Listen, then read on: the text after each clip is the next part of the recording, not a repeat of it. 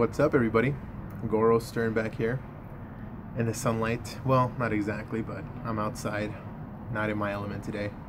But let's shoot this shit out here. First off, cheers to you guys. I'm drinking brandy, so we're shooting this shit very fancy today. So to Satan, to all of you, Ave Satanas. Cheers. Damn, that's smooth. But anyway, well, let's get on with it. First subject I want to tackle today is religion, how it's affected my life, if anything. And yeah, so let's get on with it. I'm atheist, have been for 8 years, and have been loving it, have had no problem with it. Why did I become atheist? Well, let's start from the beginning. I was raised Catholic. My family is still very Catholic. They're devout Catholics, go to church every Sunday, the whole 9 yards. I guess when I started this disbelief and just saying there's no fucking God up there is when well, first of all, let me get into what the Catholic religion entails. When you're a kid, you have to go through a year. Well, I went through a year of Catholicism. Catholicism. What the fuck is the word? Not Catholicism. Catechism. Yeah. And yeah, that, went smooth. I was still a very devout Catholic at that time, of course, impressionable youth, right? So still praying to God and everything. But then after catechism, when you're about 16, 17, pretty much before adulthood, if you want to get married by the church and pretty much finish your studies of the Catholic faith, you have to go to the fuck is it called? Confirmation. Excuse me, confirmation. And confirmation, it's pretty much just hardcore studies about Catholicism and everything you need to know, all the prayers you need to recite in church, what have you, all that stuff. I went through 2 years of this, 2 grueling fucking years, but I got through them. Why did I do them? Well, first off, I was underage, so I was pretty much still having to follow orders, I guess you could say. But no, honestly, I did it for my grandma. She really wanted me to do it, so I completed it pretty much for her. Because at that point, I was really just losing faith by the day. So it was pretty bad by the end. Well, not bad. It was just, it wasn't for me. So when it really started, I was around 15. It was just driving me crazy, man. Like, I just couldn't stand it. It was pissing me off day by day. It made me doubt myself sometimes. It made me not listen to metal comfortably even sometimes. Not all the time. I was just like, fuck, I don't know if I should be listening to this because I don't want to go to hell. But of course, I was a kid. I was stupid. Of course, you think a lot of stupid shit at that age. So around 15, that's where I started just disbelieving and just really questioning everything. Of course, I didn't tell my mom because I didn't want to disappoint her, and my family, of course. I was still iffy about it. And not that my family's very strict on religion either. My family's always been cool on that. They've always not sheltered me at all. I pretty much grew up around adults, so I was the only kid in a household of everyone being 30 and above. So I think that helped. When I finally told them that I didn't believe and pretty much that I'm an atheist, they accepted it.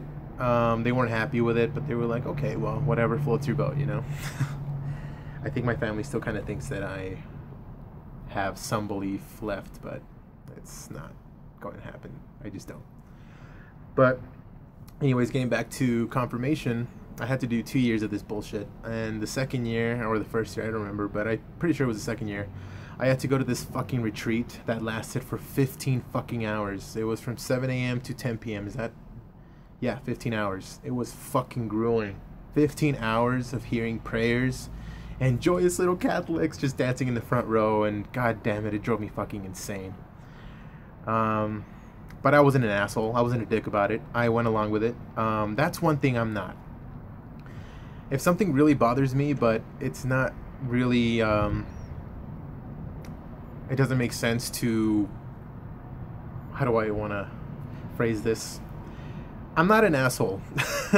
Period. I'm not. So I wasn't a dick throughout this whole fucking retreat. I just went along with the ride, I was just going with the motions until it fucking ended. Yeah, it was one Saturday for 15 hours and one Sunday for 5 hours or so, but it was a pain in the fucking ass. By that time, by my second year in confirmation, I was just like, fuck religion, fuck Catholicism, fuck everything. And that's when I really did just become an atheist and felt finally comfortable with denying the Holy Spirit. That, by the way, is the one unforgivable sin. You can't deny the Holy Spirit, because if you do, once you recite those words, you're never allowed in the kingdom of God. So once I did, it felt freeing, you guys. I actually said the words out loud, and god damn it, I'm not kidding you, it felt like I had a load just off my shoulders. It was great. But I had a lot of doubt in the beginning. I didn't just say, okay, I'm going to be atheist. No. After that, after denying the Holy Spirit, I became agnostic for a while. I believe that there was something up there, that there had to be something up there. There was no way that humanity just existed out of nowhere. The Big Bang just didn't happen. I was like, no, that can't be true. There has to be a being up there watching over us and, guiding us. I was just preaching the word of I don't know. That didn't last long. After a while, I'm like, okay, no, it's all bullshit. There's nothing up there. Once you die, you die. What do you guys remember before being born? Do you remember not existing?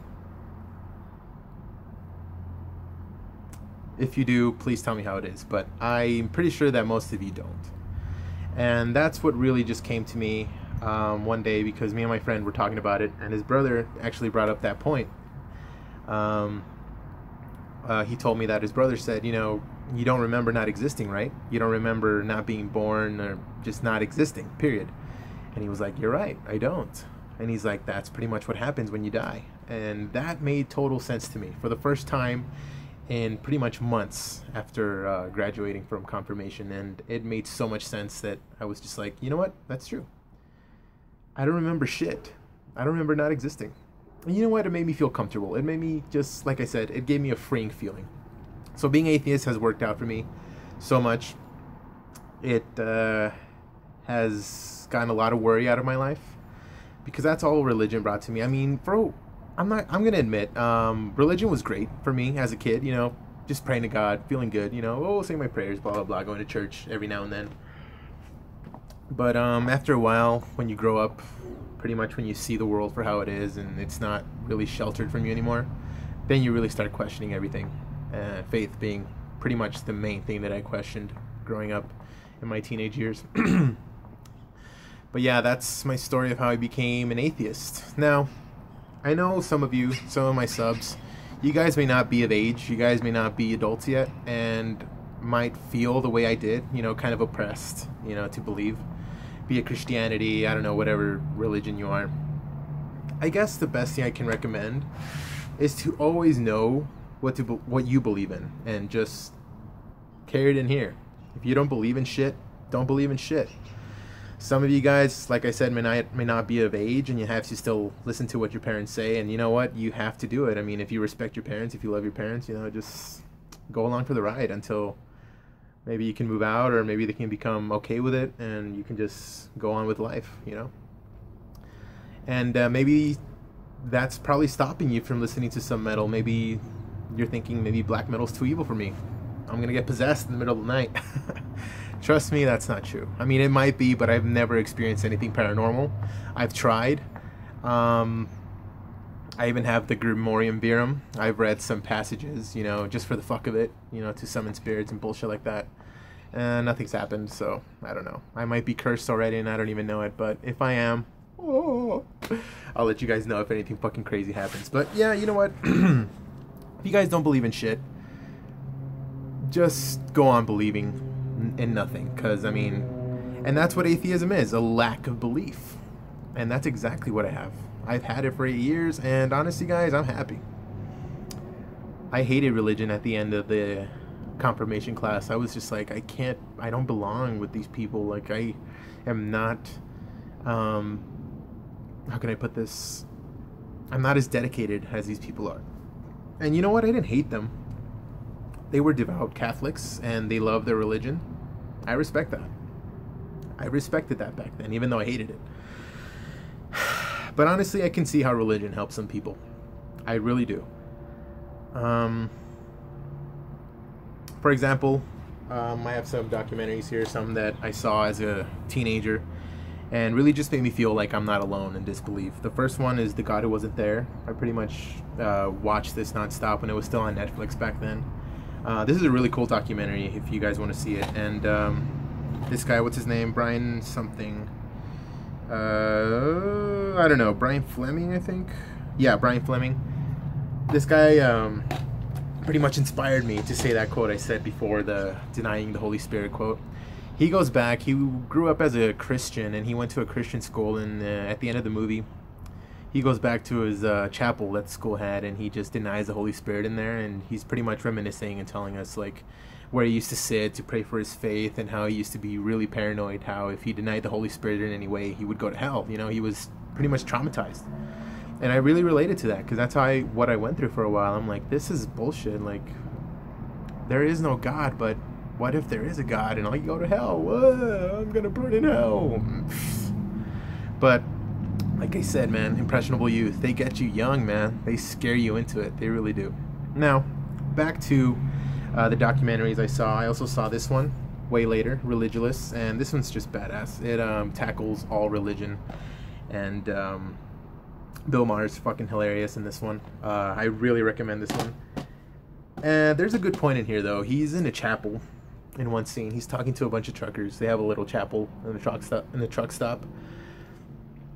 And he's talking to them, and he's like, I understand how, for example, if you're in jail, how you can say, I've got nothing but Jesus in here, man. And that's true. I can see how religion actually makes you feel better about yourself, especially in a place like jail, like full of despair and just really fucked up stuff. So you need something to rely on and something good, you know, to fall back on. So in that case, I can see how religion helps. But honestly, in my case, even if something really fucked up happened in my life, I really don't see myself going back to religion ever again. And that's never going to change, because I don't believe there's nothing up there, and I'm convinced there isn't. There's nothing that can change my mind. Anyways, back then I really hated it. I wanted to find any excuse to talk about religion and bash it with somebody, but unfortunately I never got that chance, so that sucks. But now, I don't give a fuck. You can believe whatever you want to believe, in my opinion. Just don't push your beliefs on me, because once that happens, then it creates tension, and I don't like that. I don't want to hear about religion, about your religion. I don't want to hear how it helps you. Or if you're trying to convert me, fuck that shit. Don't do that, you guys. I mean, if you guys are religious, which I'm pretty sure most of you aren't. And if you are, like I said, I'll get along with you. I don't give a fuck what religion you are. I don't judge people based upon that, because that is stupid. That is so small-minded. So if you guys are one of those people, by any chance, those loudmouth atheists, don't be that guy, man.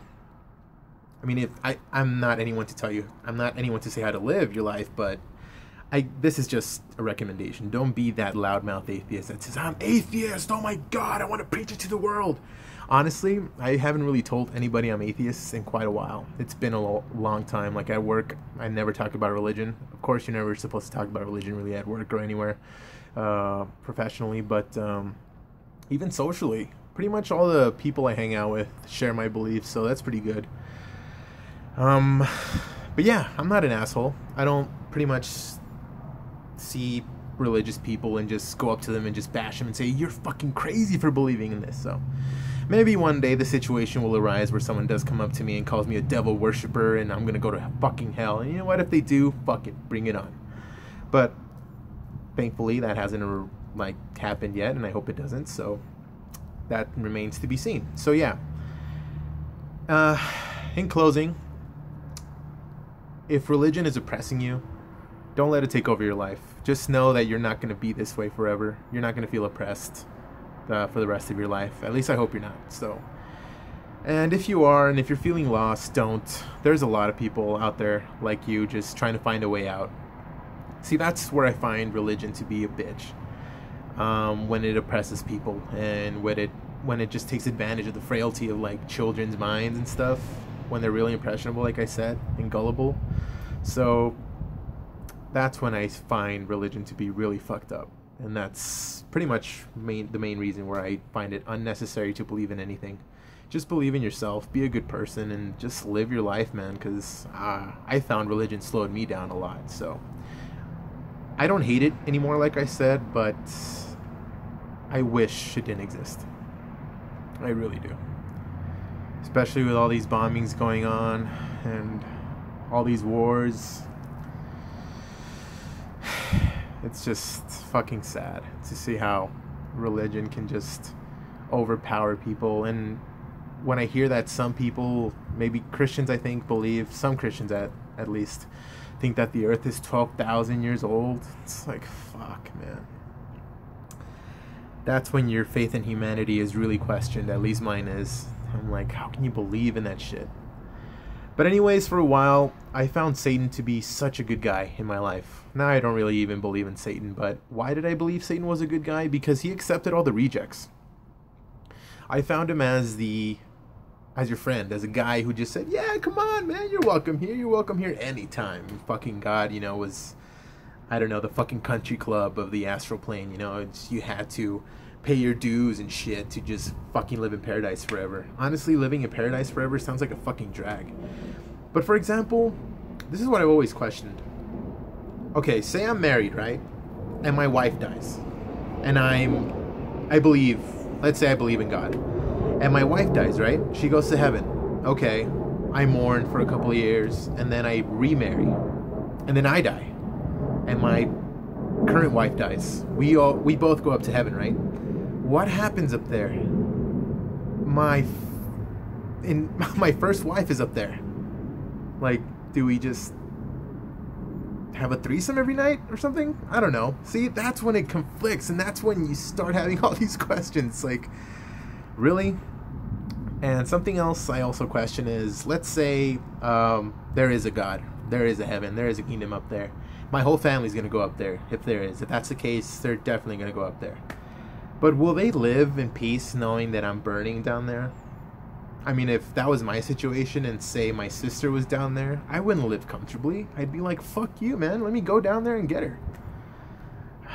But I guess if you tell a religious person that, it's like, no, it's a matter of prayer. And she's damned for eternity. I'm sorry, but she's damned. It's like, fuck you, man. You don't know that. So it's like, there's so much open-ended stuff with religion. But, yeah. Also, Zeitgeist is a pretty good documentary. It's on Facebook. It's on Netflix if you guys want to watch it. It tackles religion, pretty much explains how Horus is pretty much the template of all the deities of the major religions, so that's pretty cool. It also has some 9/11 stuff and some economic situations of the U.S. and how it's all corrupt and shit, and the 9/11 part is just mind-blowing. It's fucking awesome. I am one of the ones that thinks 9/11 was an inside job. I really do, but I'm not going to get into that because that's a whole other situation. So anyways, I digress. Religion's bullshit. I hate it. Well, I hate it in some way, but honestly, that ship has sailed. In some form, I do hate it, but it's not really something I think about every day anymore. It's just it's old news. It pretty much was old news when I started working and I had all these responsibilities that it was just in the back of my mind, and one day I just start thinking about it, and unless someone brings it up, then I'm like, oh, well, yeah, okay, religion, let's talk about it. But yeah, religion's bullshit. Fuck it. So now, on to the next topic. How much time do I have? Oh, 18 minutes, okay. 19 minutes now. Anyways, if you're having a drink with me, thank you. And if you're not, I encourage you, well, if you're at home, I hope you're not drinking and driving. Yeah, have a beer with me, or have a drink. I like these Shoot the Shit videos, man. I just feel like there's so much freedom to just talk about anything. But anyways, check out these documentaries if you guys have, and check out Zeitgeist too. Those are my favorite documentaries. Not of all time, but just regarding religion. But anyways, let's talk about what makes you metal. Around the metal YouTuber community, there's been a lot of talk about posers and what else has there been? Just your musical taste. Pretty much talking about douchebags, who can't seem to grow out of the kill posers mentality. All right. What makes you metal? Honestly, if you listen to metal. That's it. Now, the term metalhead, to me, has become very tainted over the last few years. So much so that I don't really like to call myself a metalhead anymore.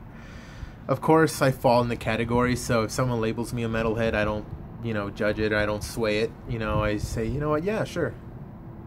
But I'll never just go up to someone and, say, oh, you listen to metal, huh? It's like, yeah, I'm a metalhead. No, I'm not going to say that shit anymore. That ship has sailed too.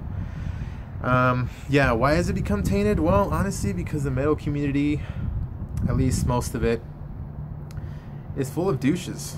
Just people who can't seem to enjoy the music for what it is and be able to discuss metal in a responsible and civil way. I love talking about music. I really do. I love it when someone doesn't like a band that I like, because it just makes me have a good conversation with that person, and discussing music in general is just one of my favorite things to do. Of course, in high school, see that's exactly what it is. It's a high school mentality. We were one of those people that, well, my group, at least in high school, it wasn't serious. Like, everyone we did this to was pretty much a friend of ours or someone we knew. Every time we saw someone wear a metal shirt, we'd be like, name 3 songs, just fucking around. But we were kind of like, okay, yeah, name 3 songs. I can see how that bothers some people. It would bother me, like, if someone wore, like, a Baphomet Torn shirt just because it looked cool. That's something that kind of does bother me. Like, if you have a Metallica shirt just to have a Metallica shirt, it's like, ugh. But not to the point where I'm like, oh, you fucking poser, you're disgracing Metallica. Nah, dude. That's old. That's just fucking stupid at this point. It's a battle that we're never going to win. And for you elitists, it's a battle that you're never going to win. Honestly, be realistic.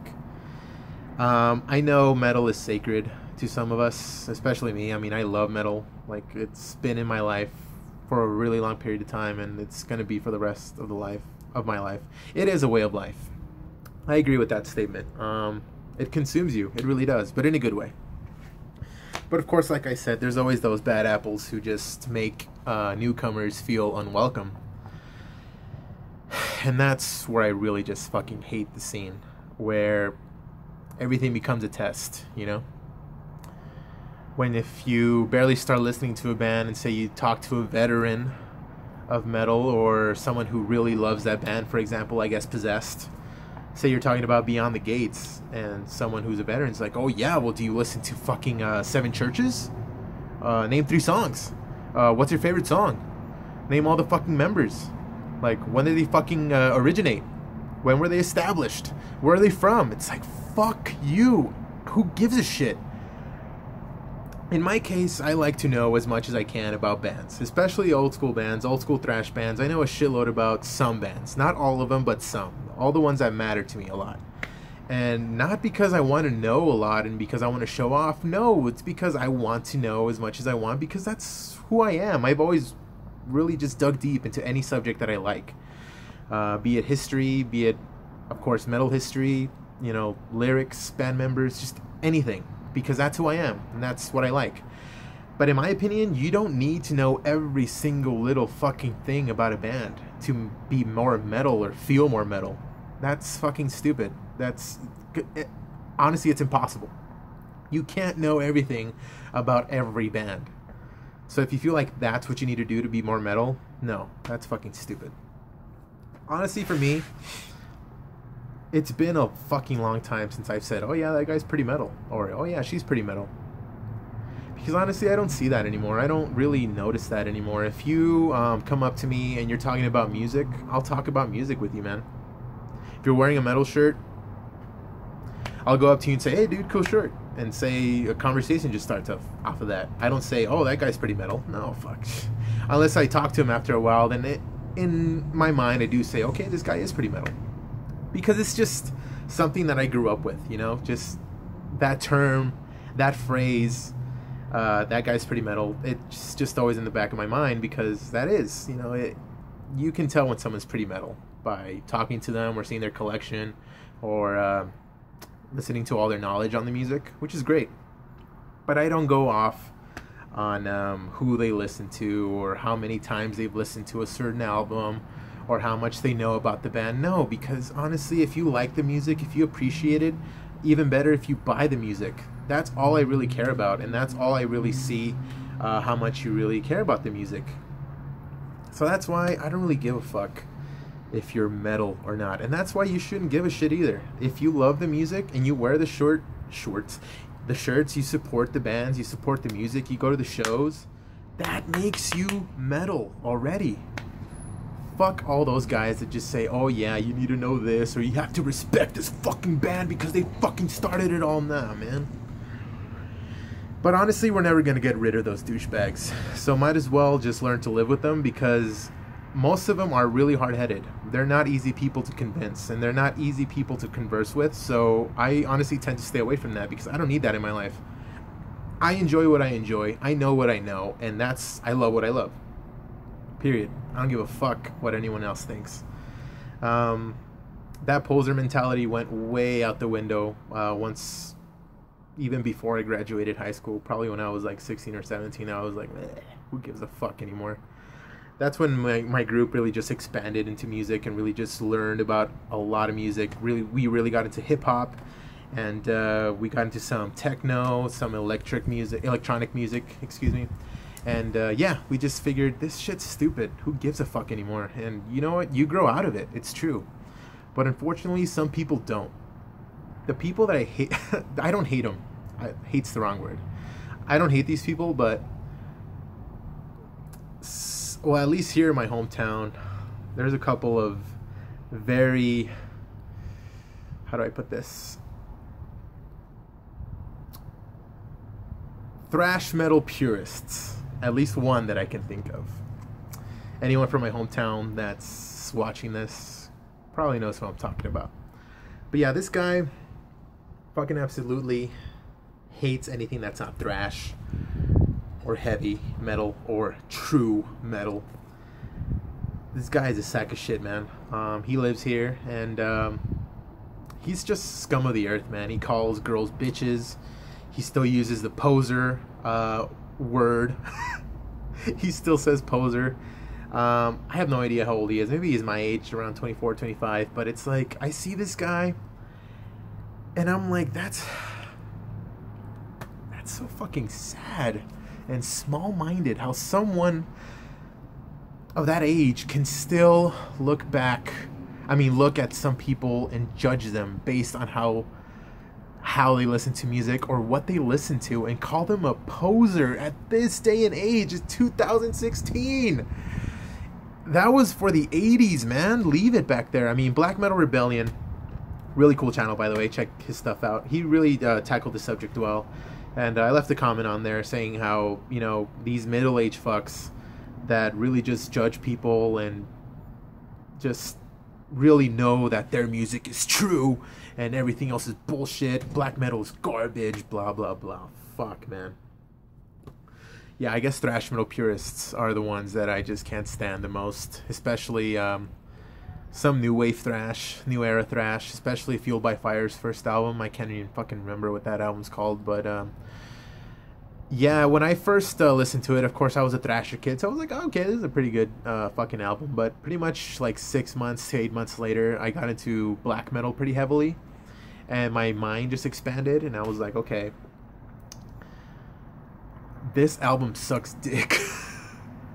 This band sucks ass. I fucking hate Fueled by Fire, man. Probably even more than I hate Pantera, but I don't know.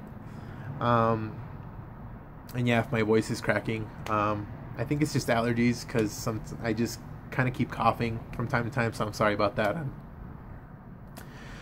don't know if that's annoying to you guys, but yeah, I apologize for that. Anyway, yeah, so that's why I fucking hate some new era thrash, because of the fucking Kill Poser's lyrical theme that they still go off on, and it's just annoying. It's so fucking old. Like, that was for back then when metal really did have a real enemy or someone to take over. I mean, glam metal was pretty much an enemy, and I could see why. It's because, you know, dressing up like chicks and just singing about getting laid all the time, you know, I could see how that could be viewed as something bad. But honestly, that was for back then, and that was for when the killing posers mentality was actually, what's the word I'm looking for? Well, it was actually, I guess, in fashion. You know, I can understand. Metal had an enemy. That's awesome. But see, the bad thing about today is that metal is its own enemy nowadays. Like, people do not get along nowadays. And it's been going on for a while. I remember even in high school, some people just differed with opinions and just got into arguments about this bullshit. And it's like, who gives a shit anymore? Of course, I went through that phase, probably for like a year or two. I was just, of course, one of these thrasher kids, like I said, and just listened to thrash and got into death metal for a while. But you grew out of it, dude. You're like, fuck this. Of course, one of my favorite glam metal bands is Motley Crue. And I bet you one of these thrash metal purists, if you guys are middle-aged and still say, fucking you like Motley Crue, fucking faggot. Fuck you. Who gives a fuck, man? And if you guys are feeling oppressed and actually say, you know, I can't like Motley Crue because this guy doesn't approve, snap out of it, you guys. That's stupid. Anyways, let me pause this video really quick before I run out of time. Yeah, man. Don't let anyone dictate how to live your life and what music to listen to, because that's the stupidest fucking form of bullying, man. Well, music-wise.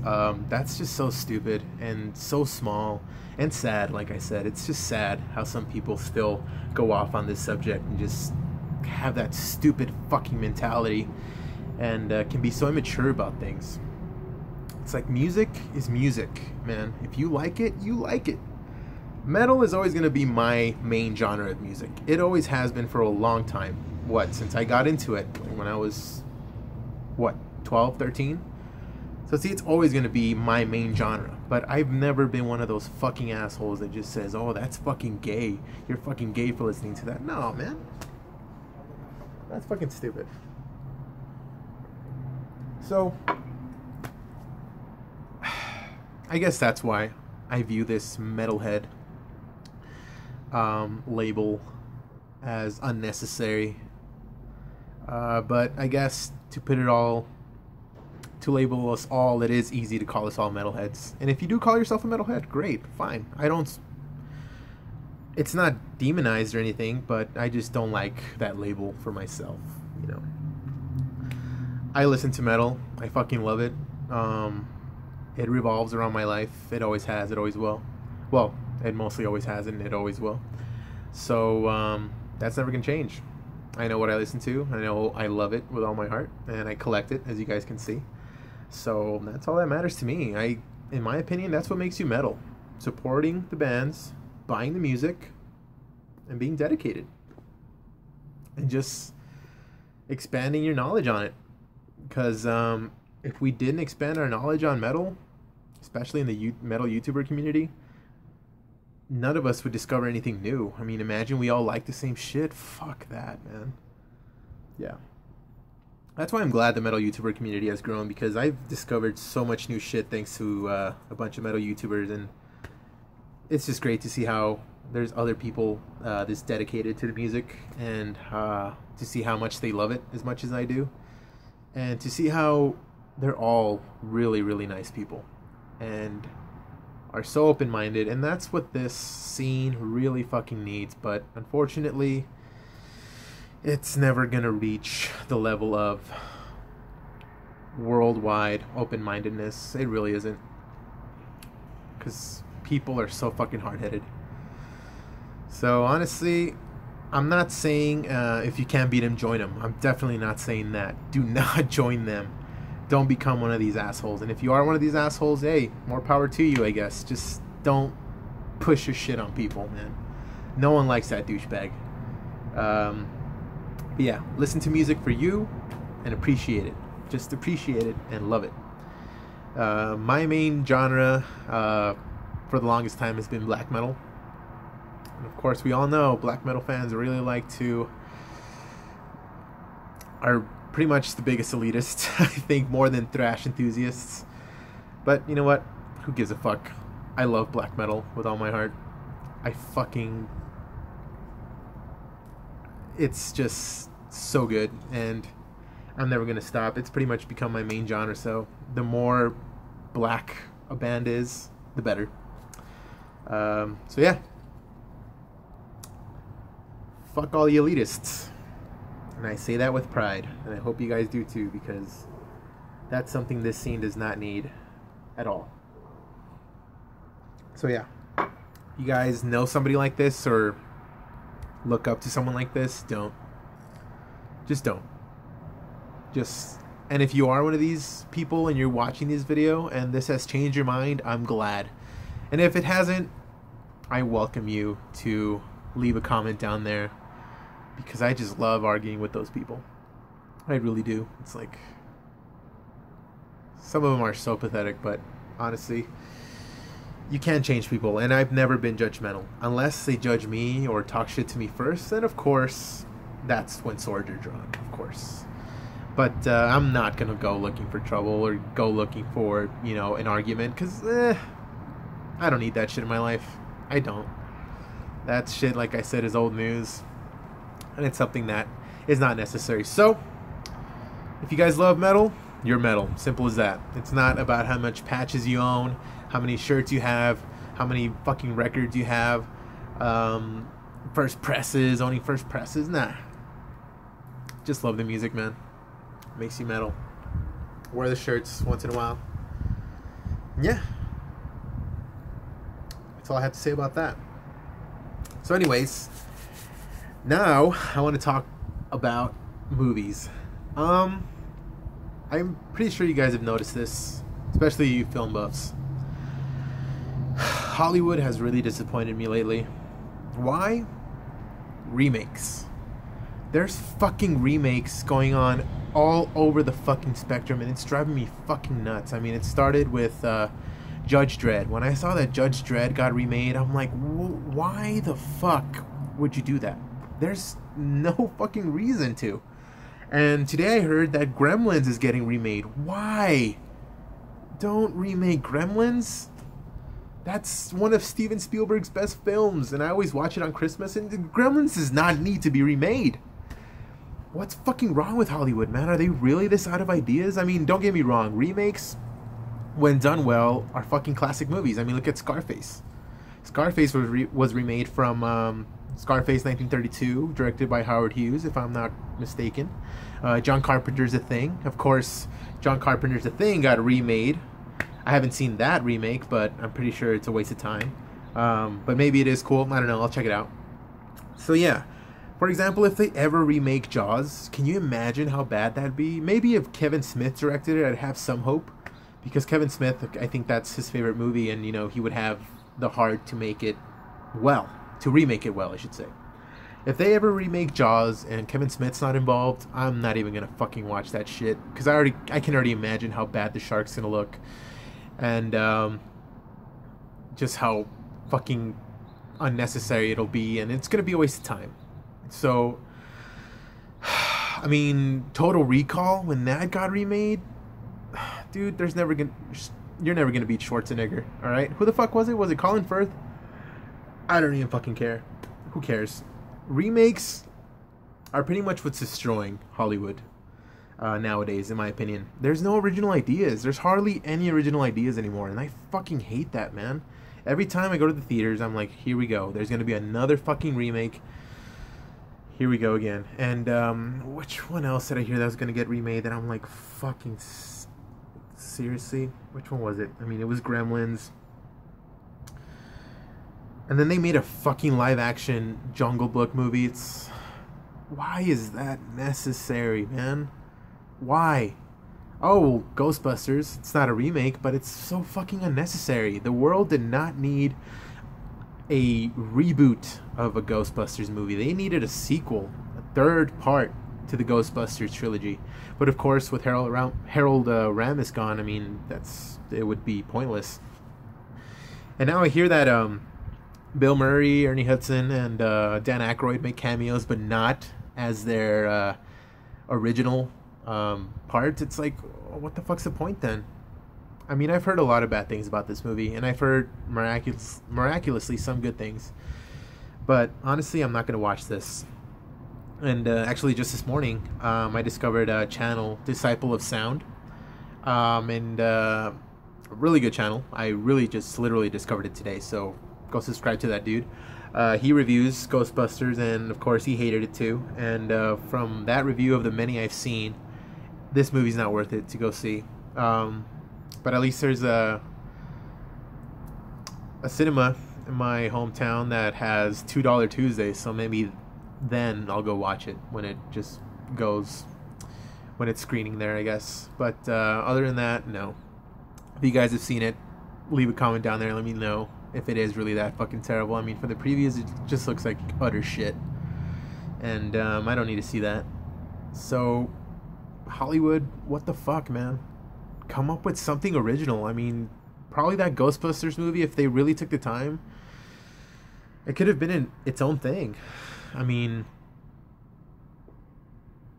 I don't know why remakes are just taking over Hollywood. It's like, maybe it's for the new generations to revamp these old titles and give it a new kick for the new age, but it's like, dude, those movies already exist.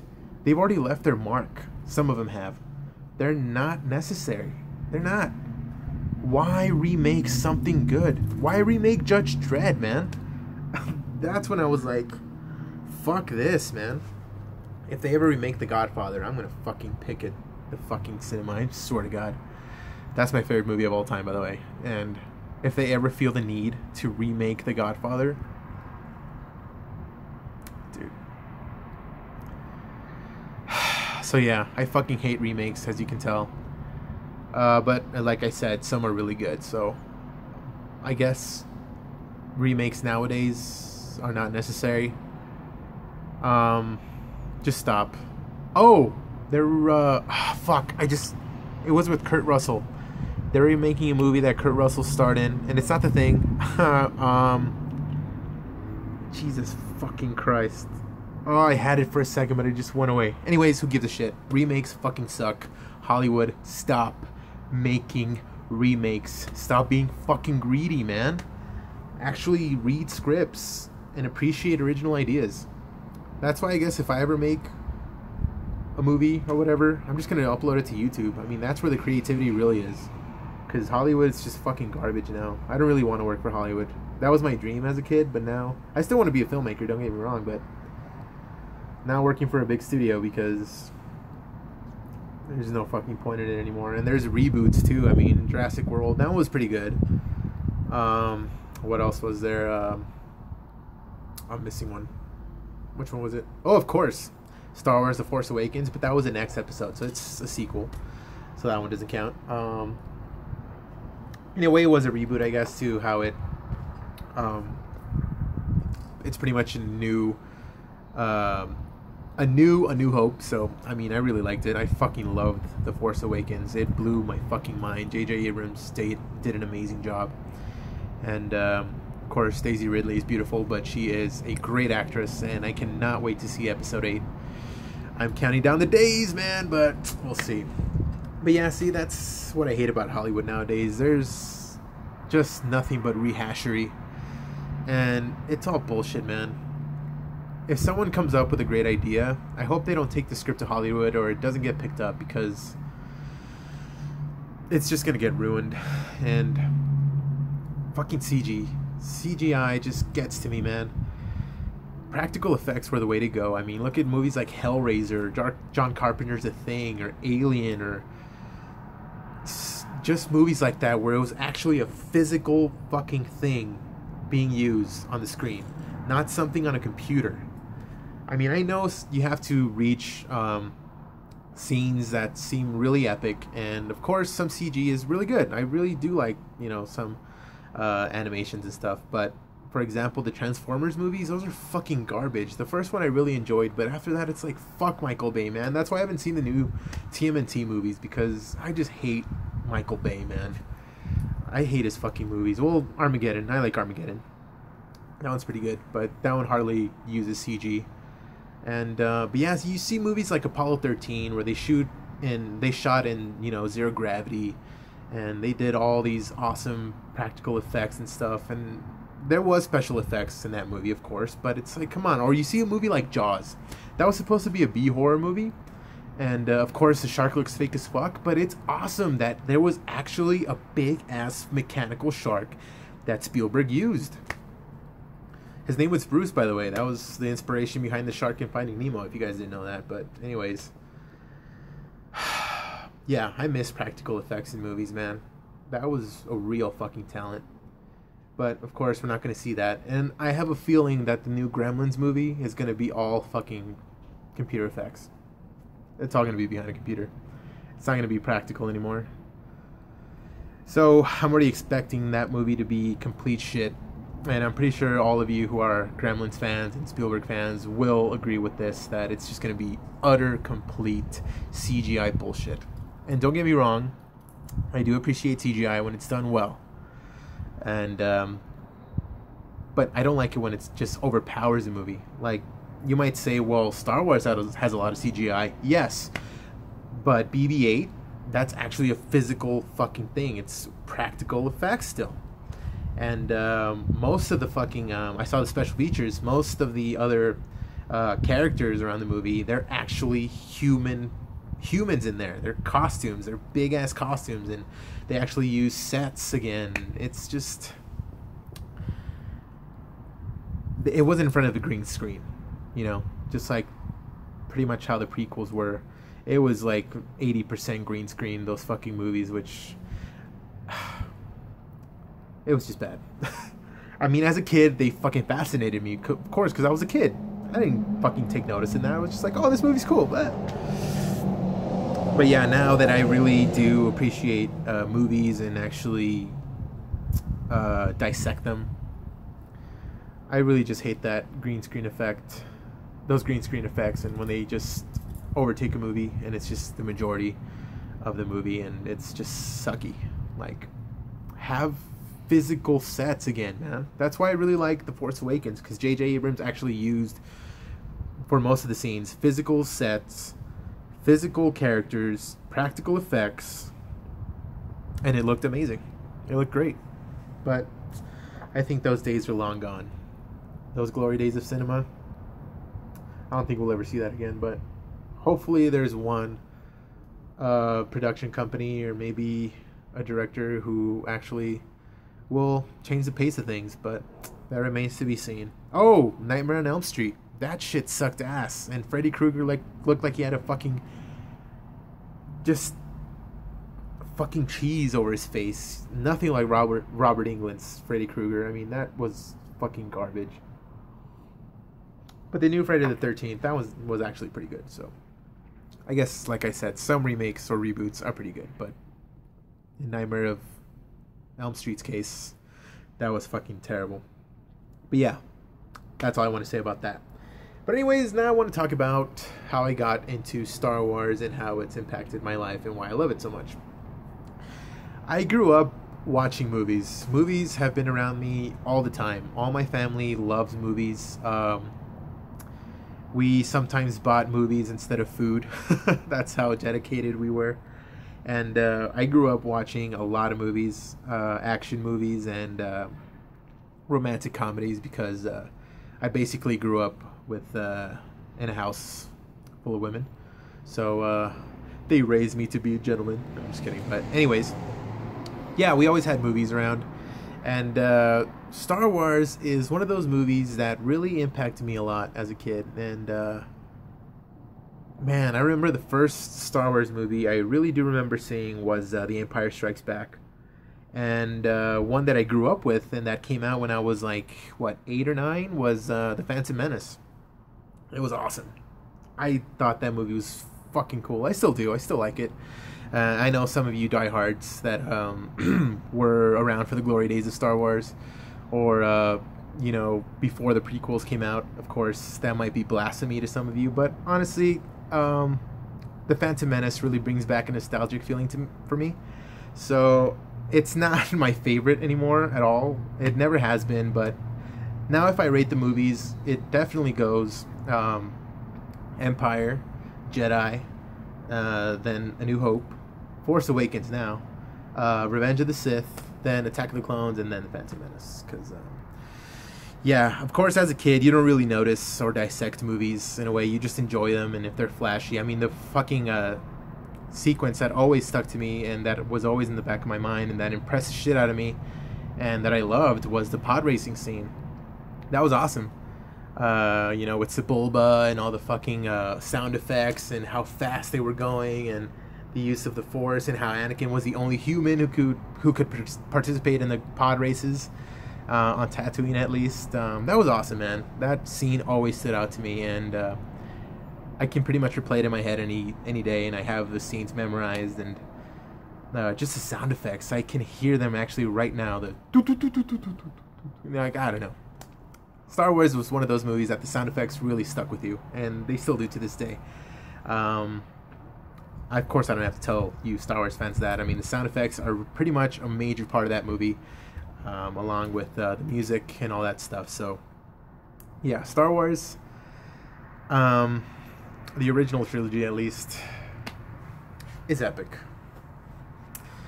I've watched those movies so much at this point that I pretty much have them memorized.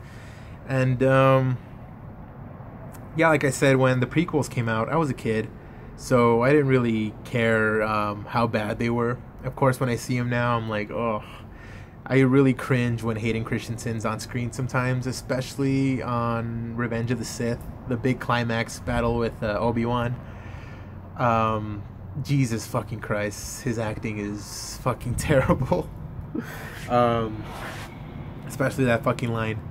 I don't remember how it goes, but he's like, I'm so in love. I'm so in love with you. That's, oh God, that's so bad. And another point I want to make is I didn't notice as a kid how much of a whiny bitch Anakin was, man. He fucking bitches so much. He's such a little fucking bitch, man. In my opinion, Anakin should have been a fucking maniac. He shouldn't have been this little whiny bitch, man. But I guess fear leads to anger, anger leads to hate, hate leads to suffering. But the suffering part could have been a little bit more dark, more than, you know, more threatening. But Anakin was always just, yeah, like I said, a little whiny bitch, man. But what are you gonna do? But yeah, that last dialogue with Obi-Wan, I love the duel they have, but the acting, ugh, it's just so bad. On Hayden Christensen's part, of course. And of course, when I rewatched The Phantom Menace, you know, when I actually saw movies and just dissected them. What's that kid called? Jake something. Anyways, the kid that plays Anakin, he's also pretty fucking bad. Especially that scene where he turns on the his pod racer for the first time and he's like, it's working, it's working. It's like, ugh, it's just. And also when he's fighting out in space, when they destroy that space station, what does he say that pisses me the fuck off? Well, just his whole fucking lines in the movie. He's like the worst part of that movie. They could have gotten someone better, or they could have rewritten the script. I don't know what George Lucas was thinking, but The Phantom Menace, looking at it now, is so bad. And Attack of the Clones too. I really love the Coliseum stage, you know, where the Jedi Order goes against all the fucking droids and shit and the clones. Well, actually, the clones weren't there yet, but yeah, the droid scene against the Jedi and the Coliseum scene is pretty badass. I really like that. And of course, Christopher Lee as Count Dooku is phenomenal. Anything with Christopher Lee is guaranteed to be good. Well, for the most part. So yeah, I really like that. But yeah, I guess the only good thing I can say about the prequels is it brings back this nostalgic feeling of being a kid and just all good memories of, you know, collecting the toys and stuff. And yeah, the trilogy became really important to me when I actually bought the VHS tapes. When me and my family bought the VHS tapes, we bought it had a slipcase, I remember, and it was when George Lucas added these effects, you know, this extra stuff, you know, extra characters, extra scenes and shit. But it was before when he added Jar Jar Binks, or he added a Hayden Christensen, obviously, to the fucking end of Jedi, which I cannot see. I have the Blu-ray set of all the 6 films, and I hardly ever see it, unless it's the prequels. I only see the prequels from that box set. I have not seen A New Hope, or Empire, or Jedi, because I just do not want to see all the shit that Lucas added. He fucked it up majorly. So maybe for shits and gigs, or maybe if I'm really drunk one night, I'll just watch him. But to this day, I have not seen him because I don't want to be disappointed. That's the main reason I bought a VHS player and bought the original digitally mastered VHS trilogy, because I want to see it for what it was, and just before Lucas fucked it up. So yeah, the trilogy, of course, The Empire Strikes Back, my favorite scene. An Empire, let's see. Fuck, that whole movie's good, man. I guess Dagobah. Yeah, when Luke is training with Yoda, that's fucking awesome. Just, I remember how fucking funny Yoda was, and his laugh. I can't even fucking do it, but it was fucking awesome just seeing him there, and just the way he talked. And he really reminded me of one of my great aunts. Like, his face looked like her. That's fucked up, I know, but he just really reminded me of it. Is it Dagobah? I haven't actually seen it, but I mean, I have a feeling. Is it the Dagobah system? Probably fucking that up. But anyways, hold on, you guys. My dog is pretty much barking inside, and I don't know if my sister's watching him, so give me a sec. Sorry about that, you guys. Fuck, it's getting brighter out here. I guess because I went inside, my fucking eyes are adjusting. Holy shit. I don't know if it did get brighter. But yeah, anyways. Talking about... What was I talking about? Dagobah. That whole sequence always stuck out in my mind when I saw Star Empire for a long period of time. And of course, Lando, all the scenes with Lando, Calrissian, of course. And the scene, my favorite scene, I think, would have to be when Luke has that, it's hallucinating that Darth Vader shows up on Dagobah, and they have like this mini little duel. Well, it's not even, they don't even fight with lightsabers, but fucking Luke decapitates him, and then the mask like suddenly explodes, and you see like Luke in there. It's like a premonition, and it's like, that always stood out to me because it kind of looked really haunting. But yeah, Mark Hamill is the shit as Luke. But yeah, that whole Dagobah scene, I guess, is my favorite sequence, or I guess story, part of the story, I should say, in all the trilogy. I fucking love that whole part of the story. I just fucking love it. I guess my favorite character would easily have to be Luke. I mean, he's the shit, man. And of course, in Force Awakens, he's the shit. He's the only shit. He's the main motherfucker. So yeah, I guess my favorite character ever would be Luke. I know I have Vader everywhere, but Vader is of course iconic. He would definitely be my second favorite character. And you know, something else that bothers me about Star Wars is when people say that Obi-Wan fought Anakin at the end of Revenge of the Sith. That actually is a really big pet peeve of mine, and that's when I get really picky. When people are like, oh yeah, Anakin dueled Obi-Wan at the end of Revenge, and it's like, oh, he was Darth Vader at the time, but I'm just saying. So yeah, at the end, he didn't fight Anakin, he fought Darth Vader, because that's who he was. He was a Sith at that time, so who cares? That battle of Mos Eisley is the shit. So I know if you guys aren't Star Wars fans, you're like, what the fuck is he talking about? But yeah, of course, the original trilogy will always beat the prequels, the prequel trilogy. But like I said, the prequels do have their moments and have some memorable characters, somewhat.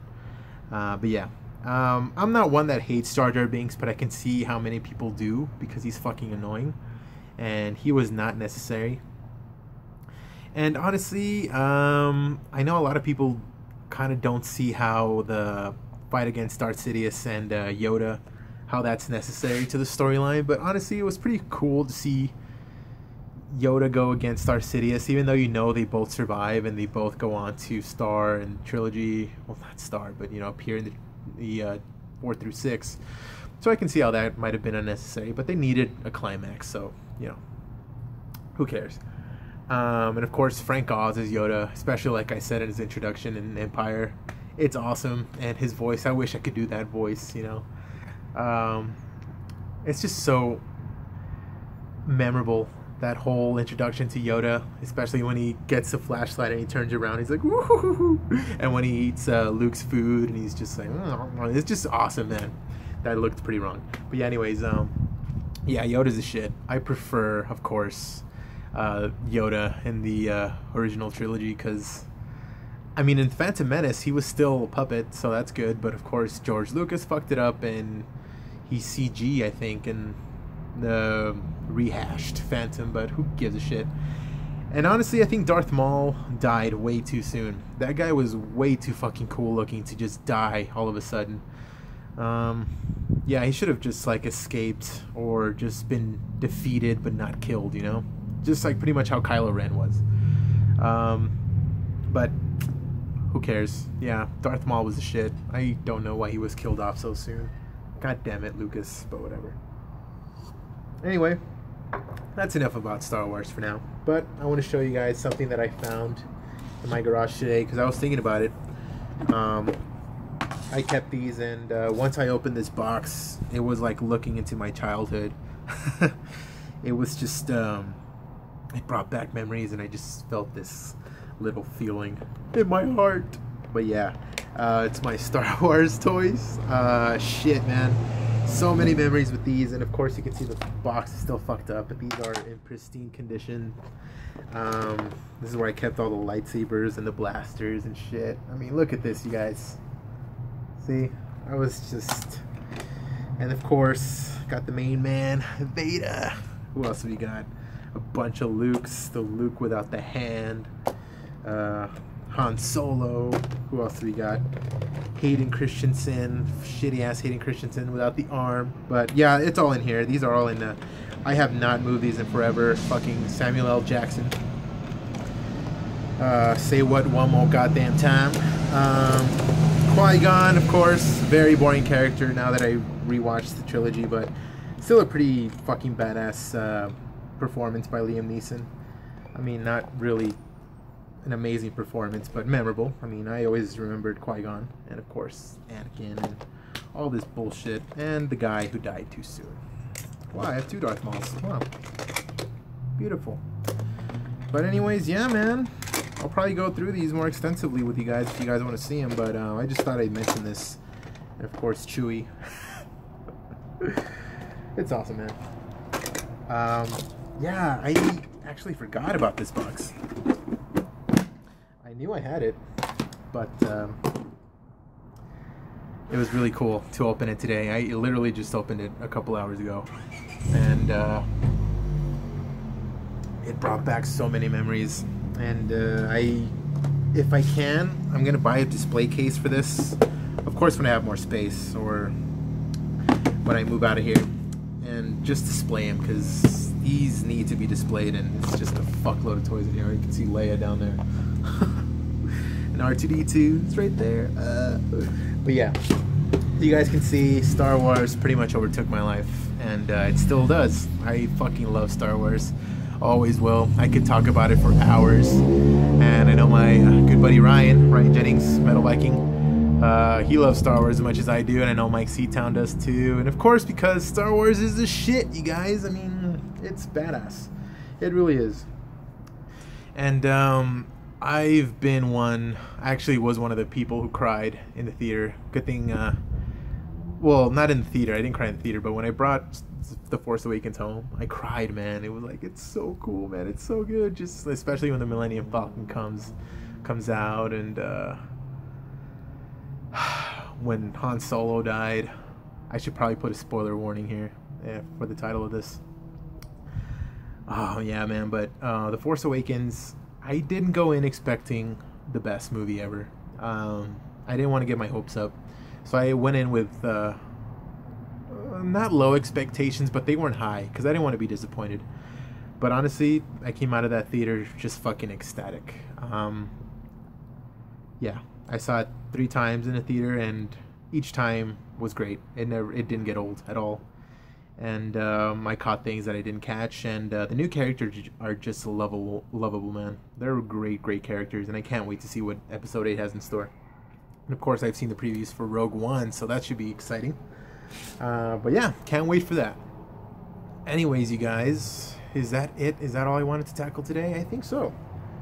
So yeah, I hope you enjoyed shooting the shit with me again. Really appreciate that. Really appreciate that. Really, like I said, it's always nice to see you guys like my videos, comment down there, and I just love you guys, man. Thank you so much for the support, and keep supporting all the other metal YouTubers who do great work. Oh, and I also wanted to mention a channel that I just discovered this morning too, thanks to Wyattxhim. Congrats on 4,000 subs, by the way, dude. He mentioned some channels, but the one that really stood out to me was Bog Phantom. That's the one I had time to check out because I was at work, so I only really had 30 minutes to see videos at the time. So Bog Phantom, the one video I saw, he's riding a skateboard and showing vinyl, and the scenery he shows on that video in the beginning of the video, it's so peaceful, man, and it's a really great approach to these vinyl collection videos, and I really like his presentation of it, and he's really well versed in metal from the videos I saw already, and I can't wait to see the rest of those videos. So anyways, thanks, dude, for making good videos, and thank you, Wyatt, for showing me some other channels to check out. I will definitely check out the rest, actually probably after this video. And also thanks to Worship the Pizzagram, who told me to check out, said to check out Disciple of Sound in his most recent video. He got a Holy Grail item, which is great, so I'm not going to spoil it. So if you guys want to watch the video I'm talking about, I'll leave a link down there for Corey's video, Worship the Pizzagram. So thanks, dude, for showing me or telling me about Disciple of Sound. Disciple of Sound is a channel, he only has about 70 something subscribers, so he definitely needs more. And Bog Phantom, I think, has around the same number. So yeah, let's show these guys some support, you guys. Anyways, like always, you guys, thank you so much for everything. Thank you for subscribing, supporting. Keep being passionate about metal, you guys. Fuck the elitists, never forget that. Stay passionate. Alright, see you guys.